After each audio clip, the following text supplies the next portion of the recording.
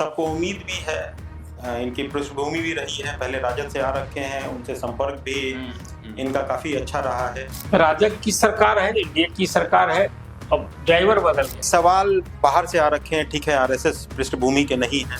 निशांत के लिए पहले संगठन में, अब फिर तब सरकार पे जो रणनीति बनी है, अच्छा, वो इसी अनुरूप लोग चल रहे हैं। यहाँ भाजपा में जितने भी नेता हैं वो अपने आप को पिछले 20 साल में उस जगह पे स्थापित नहीं कर पाए, तभी तो बाहर से कोई ऐसा व्यक्ति आया, अपने आप को प्रूव किया और इस तरह के पद को सुशोभित कर रहा है कि भाई आप तो बड़ा खरूज तरीके से दिखते हैं। होटल हो गया, रेस्टोरेंट हो गया, शादी हो गया, अगर उसको आप जोड़ेंगे तो करीब करीब ये आंकड़ा 20 से 25 हजार करोड़ का बताया जाता है कि 20 से 25 हजार करोड़ का रेवेन्यू लॉस किसी राज्य को हो रहा है, जैसे बिहार को हो रहा है। बिहार की राज्य में जाके एक सच्चाई आई, जो एग्जिस्टिंग यहाँ पे नेता इतने सारे हुए लगातार आप देखने को रहेंगे, वो सिर्फ और सिर्फ मंत्रालय की मलाई चाटने में रह गए। या विपक्ष की एकजुटता पर फिर उन्होंने सवाल उठाया और कहा कि शायद विपक्ष में कितने लोग साथ रहेंगे। निशांत हमारे सरकार में शामिल हो,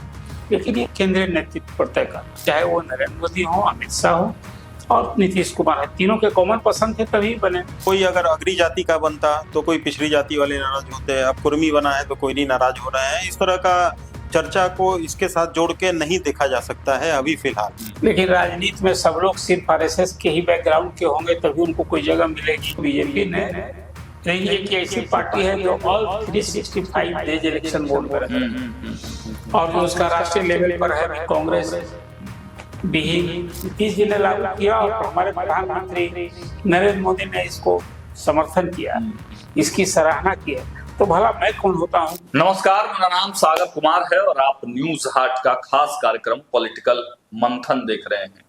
और हर कार्यक्रम की भांति इस कार्यक्रम में हमारे साथ जुड़ चुके हैं वरिष्ठ पत्रकार अरुण पांडे सर। बहुत बहुत स्वागत है सर आपका।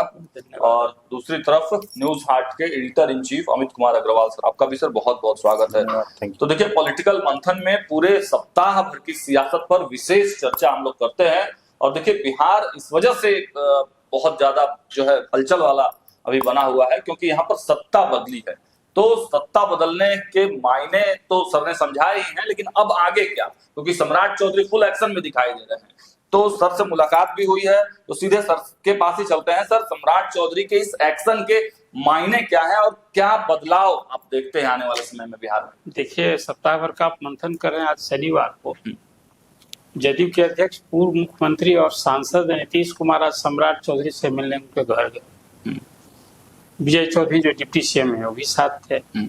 एक बड़ी खबर ये हुई कि आज 24 अप्रैल को बिहार विधानसभा का विशेष सत्र की बैठक होने जा रही है और उस विशेष सत्र में जो चर्चा, आपसे कल भी मैंने चर्चा की थी और बताया था कि मुख्यमंत्री सम्राट चौधरी ने बात की थी कि भाई अभी कैबिनेट की बैठक बुलाएंगे और विशेष सत्र बुलाएंगे। वो तिथि तय हो गई जी। और वो 24 अप्रैल को विशेष सत्र में जो एक कटसी भी है कहिए और कॉन्स्टिट्यूशनल परंपरा रही, राजग की सरकार है, एनडीए की सरकार है, अब ड्राइवर बदल गया है। वही विधायक है, 243 की हाउस में 202 सीटें एनडीए को मिली है, लेकिन अब नीतीश कुमार की जगह सम्राट चौधरी मुख्यमंत्री हो गए हैं तो सदन में विश्वास मत लेंगे।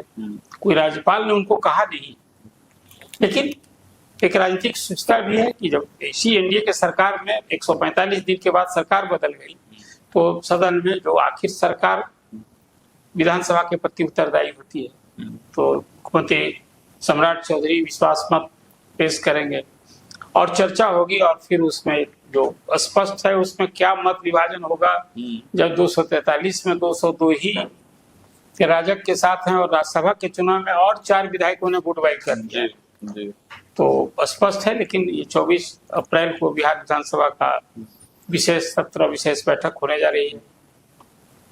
रही बात, आपने ठीक ही कहा कि मुख्यमंत्री सम्राट चौधरी फुल एक्शन में है। अभी आज चौथा दिन है और लगातार हर रोज कुछ न कुछ अधिकारियों के साथ बैठक, कहीं किसी मंदिर में जाना, गुरुद्वारा में जाना और लोगों से मिलना। लोग से भी मिल रहे हैं, पार्टी नेताओं से भी मिल रहे हैं और मीडिया से भी मुखातिब थे। कल मीडिया की कोई एक तरह से कहिए एक अनौपचारिक भेंट वार्ता थी, जिसमें कल मुख्यमंत्री के सरकारी आवास दफ्तर जहाँ 4 kg है वहाँ मीडिया से मुखातिब थे और उस इंटरेक्शन में कुछ बातें तो आपने परोसी भी है। उसमें एक बात उन्होंने कही कि भाई ये अवसर मेरे लिए सचमुच चुनौती है और उस चुनौती को अवसर में बदलना ये मेरे लिए है। भरोसा जो केंद्रीय नेतृत्व में हम पर किया है, नीतीश जी ने जो विश्वास जताया है, तो हमें उस पर खरा उतरना है। ये मेरे लिए भी एक चुनौती है कि सरकार तो चल ही रही है, ये सरकार दौड़ेगी, ये मैं भरोसा दिलाता हूँ। लोगों ने सवाल ही किया। आप जानते हैं कि मीडिया के लोग जब बैठते हैं तो तरह तरह के सवाल होते हैं, खट्टे मीठे सवाल होते हैं, तीखे सवाल होते हैं। किसी ने कहा कि भाई आप तो बड़ा खरूज तरीके से दिखते हैं, लेकिन आपका भाव स्वभाव इंटरेक्शन बड़ा मीठा होता है। तो कहा देखिए, कड़ा फैसला लेने में हम कहीं कोताही नहीं करेंगे। आने वाले दिनों में आप देखेंगे कि सरकार कुछ राजनीति में कड़े फैसले भी लेगी। और फिर जो बताया उन्होंने कि भाई नीतीश कुमार ने जो राह दिखाई है, जो बिहार में एक परिवर्तन दिखाया है, उसको आगे बढ़ाना मेरे लिए चुनौती है। एक बड़ी चुनौती है बिहार को एक विकास के पैमाने पर ले जाना। और प्रधानमंत्री का यह डबल इंजन की सरकार की जो बात तो सब कुछ चल रहा है, प्रधानमंत्री ने जो भरोसा दिलाया है वो हम करेंगे। और एक बात तो अभी हो गई कि विशेष सत्र की बैठक होगी। विपक्ष के बारे में कहा कि विपक्ष तो अपने कारणों से जो हाल है वो आप देख रहे हैं। विपक्ष की एकजुटता पर फिर उन्होंने सवाल उठाया और कहा कि शायद विपक्ष में कितने लोग साथ रहेंगे, विपक्ष कितना बिखरेगा। राज्यसभा के चुनाव में 4 विधायक, जो कांग्रेस के 3 और राजद के 1 विधायक ने आप देखा कि वो पार्टी की राह से, नेतृत्व से अलग अपना वो एक्शन दिखाया है। तो ये सही है कि विपक्ष के लिए भी अब एकजुटता का एक बड़ा सवाल है, खासकर सम्राट चौधरी के लिए। अब सम्राट चौधरी के लिए नीतीश कुमार के बेटे निशांत हैं। अब जिस परिस्थिति में ये सवाल भी था कि वे निशांत आपकी सरकार में शामिल अब करना चाहेंगे, क्यों नहीं हुए? हाँ, तो कहा क्यों नहीं कहा कि भाई देखिए हमें तो खुशी होगी निशांत हमारे सरकार में शामिल हो, लेकिन ये केंद्रीय नेतृत्व पर तय करना। और ये कहा भी कि भाई जदयू की उम्मीद और भविष्य है, हमें तो खुशी होगी। तो कुल मिलाजुलाकर जो अभी एनडीए गठबंधन है उसमें कहीं कोई विभेद कोई नहीं दिखता है। एकजुटता में कोई कमी मुझे तो नहीं दिखी, लेकिन विपक्ष में कहीं न कहीं एकजुटता पर एक सवाल है, विपक्ष के एकजुट होने पर उसके अस्तित्व पर सवाल है। ये एक अभी सियासत जो बिहार की अस्तित्व पर सवाल है, विपक्ष का अस्तित्व पर सवाल है। सर के पास आते हैं। सर, आपको क्या लग रहा है, जो ये विशेष सत्र बुलाया गया है शक्ति परीक्षण के लिए, तो क्या ये 202 का आंकड़ा और भी बढ़ सकता है जिस प्रकार सम्राट चौधरी एक्शन में दिख रहे हैं?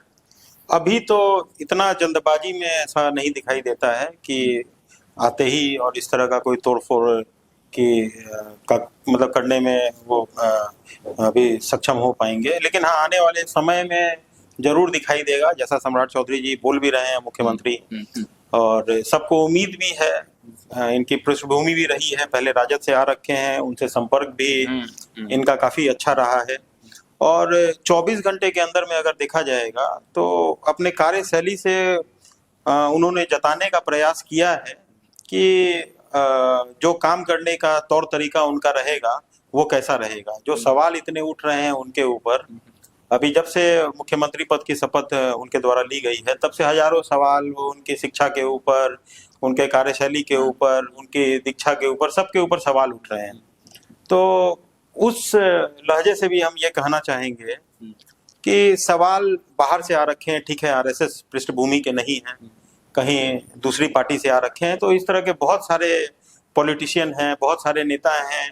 आसाम भी आप देख सकते हैं, यहाँ बंगाल भी हो सकता है अगर आने वाले समय में ऐसा ही कुछ दिखाई देगा। तो जो यहाँ भाजपा में जितने भी नेता हैं वो अपने आप को पिछले 20 साल में उस जगह पे स्थापित नहीं कर पाए, तभी तो बाहर से कोई ऐसा व्यक्ति आया, अपने आप को प्रूव किया और इस तरह के पद को सुशोभित कर रहा है। तो काबिलियत सम्राट चौधरी, हाँ, काबिलियत जो है वो है, तब तो वो इस पद को सुशोभित कर रहे हैं। और जो एग्जिस्टिंग यहाँ पे नेता इतने सारे हुए लगातार आप देखने को रहेंगे, वो सिर्फ और सिर्फ मंत्रालय की मलाई चाटने में रह गए, या जो भी पार्टी को आगे बढ़ाने का उनका मंसूबा होना चाहिए था उसमें कामयाब नहीं हो सके। शीर्ष नेतृत्व उनको नहीं समझ में आ रहा है, नहीं समझ में आ पाया। यही कारण है कि बाहर से आके कोई भी व्यक्ति इस तरह के पद को हासिल कर पाता है अपनी मेहनत से। नेतृत्व ने जब जैसा जैसा डिमांड किया उस रोल में वो सम्राट चौधरी ने करके दिखाया, उसी का फल मिला है सर। केंद्रीय नेतृत्व में सम्राट चौधरी को अवसर दिया। ये 8 वर्षों की जो राजनीतिक सफर है बीजेपी के साथ, उसमें सम्राट चौधरी को सब तरह का दायित्व दिया। पार्टी का प्रदेश उपाध्यक्ष बनाया, परिषद में जगह दी। आपको याद होगा उसमें सुशील मोदी थे, तो सुशील मोदी पार्टी में साइड ट्रैक किए जा रहे थे और सम्राट चौधरी को अवसर मिल रहा था। उसमें नित्यानंद राय, आप याद कीजिए, भूपेंद्र यादव बिहार में तो प्रभारी हुआ करते थे। सम्राट चौधरी को उसके बाद भी पार्टी का अध्यक्ष ही बना दिया गया। फिर वो विधानसभा में विपक्ष के, परिषद में विपक्ष के नेता बने, 2 बार उप मुख्यमंत्री बने और अब मुख्यमंत्री बन गए। तो कहीं ना कहीं जो बिहार की राजनीतिक समझ जो लोग को है, या खासकर जो सामाजिक बनावट है, अब यहाँ फिर मैं दोहराता हूँ कि बिहार में एक और राजनीति की धुरी है लालू प्रसाद के। राजद जो एम बाई उनका बिल्कुल आज भी उसी तरह से इंटैक्ट दिखता है। इस चुनाव में भी भले ही राजद को 25 सीट मिली हो, लेकिन वोट 1 करोड़ 30 लाख आए। ये किसी पार्टी के लिए उसका समर्थन एक बड़ी बात होती है। अब सम्राट चौधरी को बीजेपी ने समझा कि नहीं, हमको लालू प्रसाद से लड़ना है, वो लालू प्रसाद से भी लड़े, नीतीश कुमार से भी लड़े। अब नीतीश कुमार के सबसे भरोसे के सहयोगी बन गए डिप्टी सीएम के रूप में। आपने देखा ये बार भी मीडिया भी क्यास था कि यदि मुख्यमंत्री कोई होगा बीजेपी का तो उसमें नीतीश कुमार की पसंद की अहमियत होगी, अहमियत रही भी। और आज तो चाहे वो नरेंद्र मोदी हो, अमित शाह हो और नीतीश कुमार है, तीनों के कॉमन पसंद थे तभी बने। ये रही बात जो अमित जी ने बात कही कि आउटसाइडर हैं, इनका आरएसएस का बैकग्राउंड नहीं, तो उदाहरण भी आपने अभी दिया कि देखिए बीजेपी और वो बीजेपी नहीं है कि 46 साल की बीजेपी हो गई और आरएसएस इसका मदर ऑर्गेनाइजेशन है। लेकिन राजनीति में सब लोग सिर्फ आरएसएस के ही बैकग्राउंड के होंगे तभी उनको कोई जगह मिलेगी, ये मिथ। अब ऐसा परिपाटी नहीं रहा टूट गया है। अब उसके असम के सीएम उदाहरण है। अब कई अभी आपने इशारों में वेस्ट बंगाल में भी आज जो बीजेपी 3 से 77 सीट और इस चुनाव में भी कुछ अच्छा करने की उसे उम्मीद बंधी है, तो वहां भी शुभेंदु अधिकारी एक बड़े चेहरे में कहाँ से आए। आप सब दूसरे स्टेट में भी आप देखेंगे तो बीजेपी ने रही है कि ऐसी पार्टी है जो ऑल 365 डेज इलेक्शन मोड में रहती है और जो उसका राष्ट्रीय लेवल पर है भी कांग्रेस विहीन कांग्रेस भारत, तो ये सब चीज में वो लगी रहती है। बिहार में तो यहाँ लालू प्रसाद से लड़ना है। एक छोटा सवाल मेरा इसमें सर यह भी रहेगा, ऐड कर देते हैं इसको, कि सम्राट चौधरी के फेस पर कहा जाता है कि वोट टर्नअप कितना % होता है, यह भी एक सवाल उठता है, तो इसका भी साथ में जवाब। तो देखिए वोट तो अभी कुछ कल होने नहीं जा रहा है, वोट तो अब फिर अभी नियत समय पर चुनाव है तो इंतजार न करना होगा।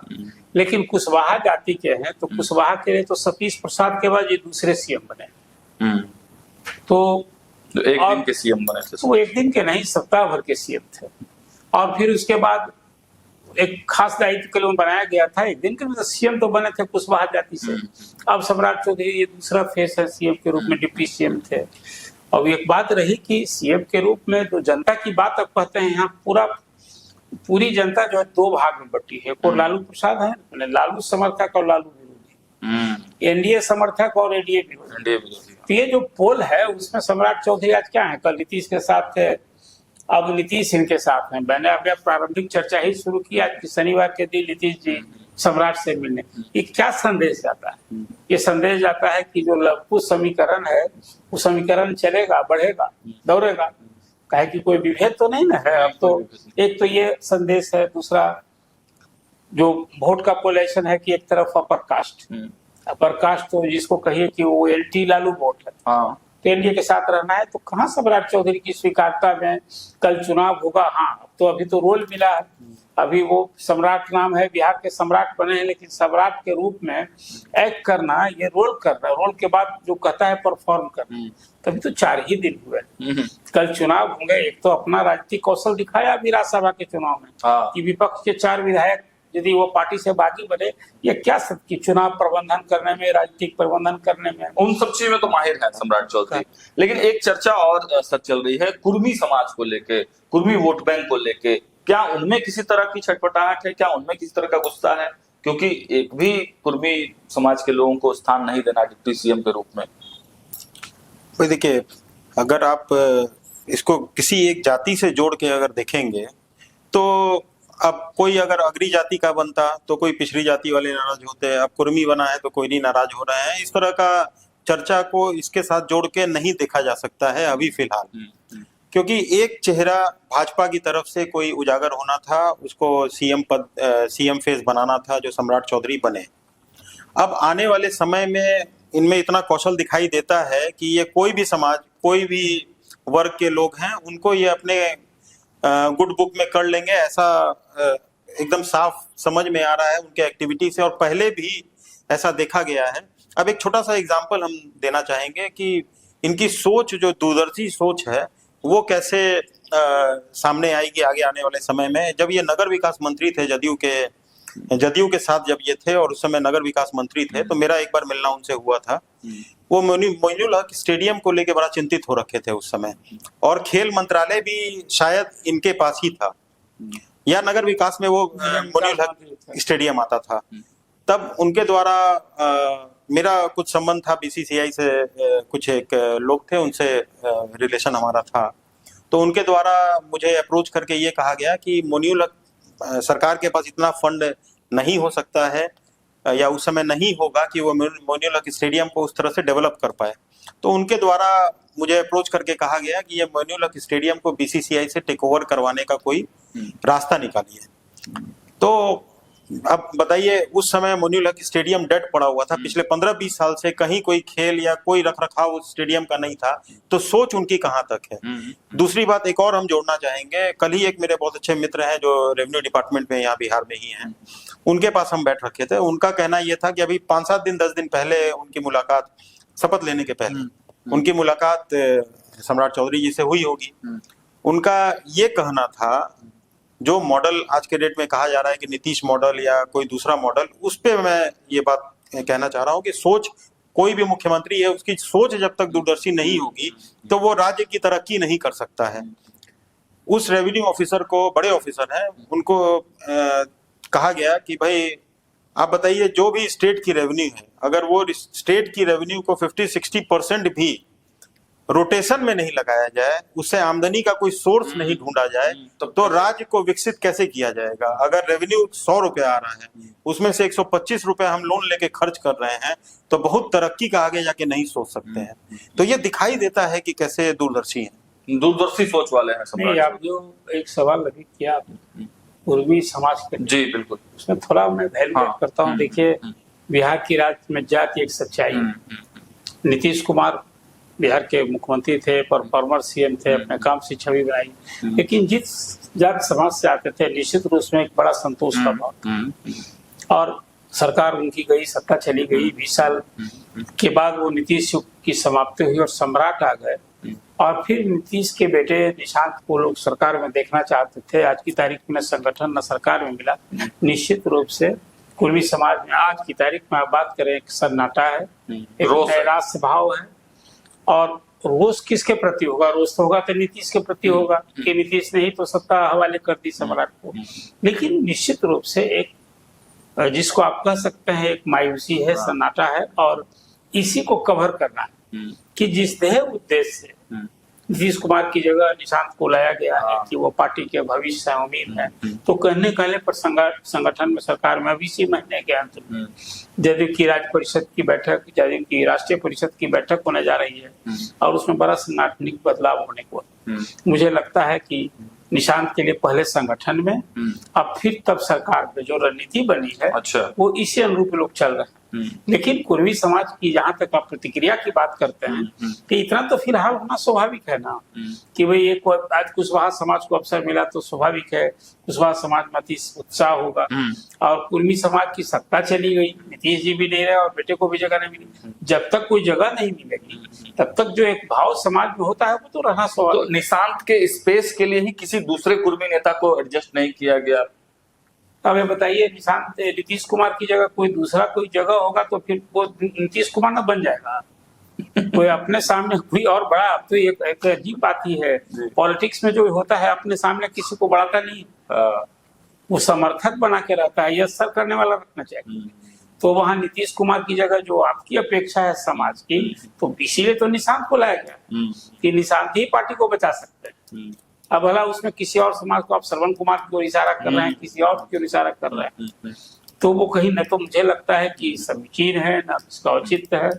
निशांत की जगह लोगों ने भविष्य देखा है पार्टी का, उम्मीद है निशांत से। तो निशांत ही फाइनली जो है सरकार में आएंगे, तभी जाके कुर्मी समाज संतुष्ट होगा। ये तो देखिए अंडरस्टूड ही है, और सरकार में आने की कयास तो बहुत पहले से ही लग रही थी कि भाई डिप्टी चीफ मिनिस्टर बनेंगे तो मिनिस्टर बनेंगे, ये लगातार कयास चल रहा था। और अब इतने एक्टिव निशांत दिखने लग गए हैं पिछले 1 से 2 दिनों में, कल भी बैठक किए, तो ऐसा लग रहा है कि हाँ अब सक्षम धीरे धीरे हो पाएंगे, जिससे कि पार्टी की कमान ढंग से वो संभाल सकें और नीतीश जी के विकल्प के रूप में वो पार्टी को आगे चला सके। ठीक है। अब एक और बड़ी चर्चा कल से ही चल रही है शराबबंदी को लेकर। हालांकि जब से बीजेपी की सरकार बनी है, बीजेपी के मुख्यमंत्री बने हैं सम्राट चौधरी, विपक्ष के तरफ से या ऐसे भी जो है एक माहौल बनाया जा रहा है कि शराबबंदी खत्म हो जाएगी। क्या लगता है सर? देखिए, माहौल बनाया जा रहा है, चर्चा हो रही थी कि कल तो मुख्यमंत्री सम्राट चौधरी ने इस पर विराम लगा दिया। अब ये चर्चा जो आगे कोई हम आप एक आकलन करते रहे, फिलहाल जितनी दृढ़ता से सम्राट चौधरी ने कहा कि भाई नीतीश जी ने इस शराबबंदी लागू किया, 10 साल हो गए, अप्रैल 2016 से बिहार में पूर्ण शराबबंदी लागू। लोग खजाने पर भी इसका भाग करते हैं, जिससे शराबबंदी लागू हुई थी 3,500 करोड़ रुपए खजाने से उत्पाद मद्य निषेध विभाग कमाई कर रहा था। और लोग का अनुमान करते हैं कि आज यदि ये शराबबंदी न लागू हुई होती तो 25,000 करोड़ से अधिक की आमदनी सिर्फ उत्पाद मद्य निषेध विभाग, जिस तरह से खपत होते रही कि शराबबंदी में भी कोई 4.5 करोड़ लीटर से अधिक शराब पकड़ी गई, 12 लाख से अधिक केस हुए, 15 लाख से अधिक गिरफ्तारी हुई, कोर्ट पर भार पड़ा, और आप देख रहे हैं कि पूरा किस तरह का माहौल है। लेकिन सारे इस तरह के तथ्य तर्क जो कुछ भी सामने दिखाए जाते हैं, तो कल सम्राट चौधरी की शराबबंदी रहेगी, लागू रहेगी, या समाप्त नहीं होगी, बड़ी दृढ़ता से कही। उन्होंने कहा कि एक और जहां नीतीश जी ने लागू किया और हमारे प्रधानमंत्री नरेंद्र मोदी ने इसको समर्थन किया, इसकी सराहना की है, तो भला मैं कौन होता हूँ? ये सोचा जा सकता है कि हमने जब बिहार का दायित्व संभाला तो शराबबंदी समाप्त नहीं होगी। हाँ, शराब का हिसाब किताब लिया जाएगा। ये इशारा था कि शराबबंदी रहते जो शराब की अभी होम डिलीवरी हो रही है और टाइट होगा, हाँ, ये टाइट किया जाएगा। ये कल मुख्यमंत्री की दृढ़ता थी। इसलिए अभी जो चर्चा थी कि बीजेपी सरकार आई तो महीने 2 महीने थी, मैं भी क्या लगा रहा था, मुझे भी लग रहा था कि जो माहौल बना हुआ है उसमें शराबबंदी की समीक्षा होगी, सरकार को जब शराबबंदी और सख्ती से लागू करने की होगी। कल तो मुख्यमंत्री सम्राट चौधरी ने बात यही कही है, लेकिन ये राजनीति है, बहुत सारी बात राजनीति में जो कही जाती है वही सत्य अंत तक नहीं होता। काल परिस्थिति के हिसाब से आपने देखा, मुख्यमंत्री कहा करते थे कि भाई फ्री बिजली नहीं दी जा सकती, और देखिए नीतीश कुमार ने खुद फ्री बिजली 125 यूनिट फ्री बिजली जुलाई महीने से सुलभ करा दी। इसलिए पॉलिटिकल कंपल्सन, टाइम फैक्टर के हिसाब से बहुत बार ऐसे डिसीजन लिए जाते हैं। जो सम्राट चौधरी ने कहा कि कई कड़े फैसले लेना होंगे, तो कड़े फैसले लेने में शराबबंदी समाप्त करना क्या एक कड़ा फैसला नहीं होगा? बिल्कुल। लेकिन कल शराबबंदी पर स्पेसिफिक सवाल था और उसमें मुख्यमंत्री ने कहा कि ये शराबबंदी समाप्त करने जैसी कोई बात नहीं होने वाली है।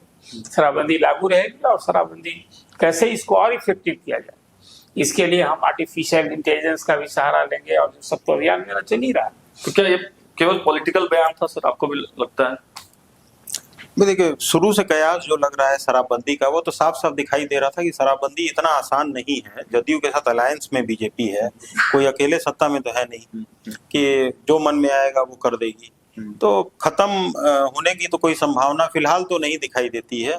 लेकिन इससे देखिए, कोई भी डिसीजन जब लिया जाता है तो हर समय उसकी समीक्षा करनी पड़ती है। एक समय ऐसा आता है, तो सहयोगी है, आरएलएम लगातार सवाल उठा, हाँ, सवाल उठाता आ रहा है सर। समीक्षा तो हमेशा होती रही है हर चीज की। ये जिद था, जिस समय शराबबंदी लगी उस समय जरूरत थी बिहार को। बिहार में उस समय शराबबंदी लगनी बहुत जरूरी थी, हिंसा बहुत हो रहा था, क्राइम का ग्राफ बहुत ज्यादा बढ़ रखा था। लेकिन एक टाइम फ्रेम में उसकी समीक्षा होके और कोई एक सुलभ रास्ता निकाला जाता, जिससे कि अतिरिक्त जो भार था सरकारी कोष पे, आप एक शराबबंदी से जो लॉस हो रहा है वो तो एक अलग है।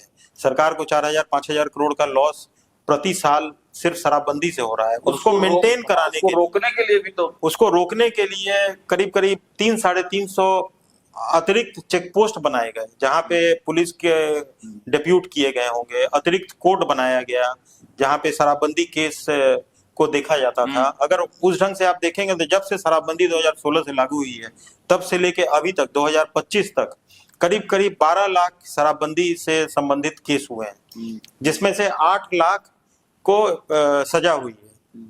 तो उससे जितने भी कारागार हैं उसके ऊपर भी प्रभाव पड़ा, जो जेल है उनपे भी लोड पड़ा है। तो क्या लगता है, मतलब आपको भी लगता है समीक्षा तो होनी ही चाहिए? समीक्षा तो अच्छा और बुरा, कोई काम आप करते हैं तो इसको और स्पीड अप करना है तभी मांझी जी भी लगातार बोलते रहे। मैं क्या कह रहा हूँ, समीक्षा करना तो थोड़े मतलब होता है समाप्त करना, नहीं बिल्कुल नहीं भी। आप कोई कानून है उसमें कहीं कहाँ कोताही है, कहाँ कमी है, किन कारणों से शराबबंदी लागू होती है, शराब आ रही है, इसमें संलिप्तता है। मैं विफलता नहीं मानता हूँ ना, कानून सख्त है, नीतीश कुमार की मंशा अच्छी थी, एक अच्छे उद्देश्य से लागू किया था, लेकिन ऐसी शराबबंदी का क्या मतलब कि शराबबंदी और होम डिलीवरी हो रही है, खजाने को भी लॉस हो रहा है। जो अभी जी बता रहे हैं कि शराबबंदी लागू होने के बाद खजाने पर और भार बढ़ा है, एक तो राजस्व घटा, वो अलग विषय है, शराबबंदी को लेकर हुआ है और पूरा एक फोकस अलग हो गया। पैरेलल माफिया खड़े हो गए। बिल्कुल, अभी आप तो कहते हैं शराब माफिया एक संगठित अपराध है, शराब माफिया का, इसलिए समीक्षा तो आज शराब माफिया को भी पर कतरना है। 40,000 करोड़ से अधिक का एक काला धंधा, काला कारोबार हो रहा है,